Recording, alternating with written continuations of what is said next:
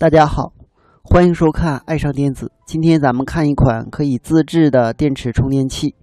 这个电池充电器呢，我们这个图呢是给 1.2 伏电池充电的。实际上我们也可以设置成给9伏电池充电的。给 1.2 伏电池充电呢，我们只需要我们的手机充电器就可以了，因为我们的手机充电器人人都有。在这儿给它供一个5伏。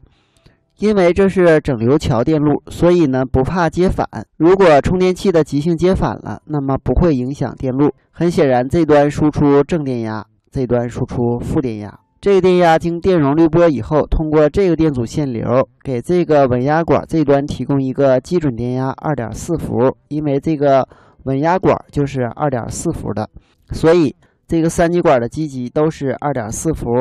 另外，这个电压呢还通过 LED 灯和电阻并联以后，加到3极管的极电极，这个是同样的，都是并联加到3极管的极电极。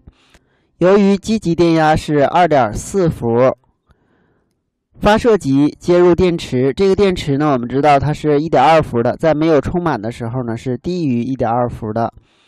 这个位置有一个2极管，这个2极管的压降呢，一般是 0.5 伏左右。那么很显然，这个位置要高于发射极，这样呢，3极管积极电压高于发射极，积极向发射极有小的电流，极电极向发射极有大的电流。那么电流的方向呢，就是通过这儿，然后通过这个2极管入地，给电池充电。渐渐的，这个电池的电压呢会升高。当它升高到 1.3 伏左右的时候，我们看这个位置是 0.5， 这个位置呢是1.3， 那么就是 1.8， 这个是 1.8。 由于这个3极管积极比发射极高 0.7， 它才能够处在放大状态。如果 0.6 的时候呢，它的电流就很小了，也就是说极电极向发射极的电流就很小了。那么如果是 0.5 呢，这个3极管就截止了。由于发射极比积极低 0.5 伏，这时呢这个3极管截止了，所以呢充满就自停了。由于3极管的截止，那么这个充电指示灯呢就熄灭了，所以说这个电路呢能够充满自停。后边呢和这个是一样的。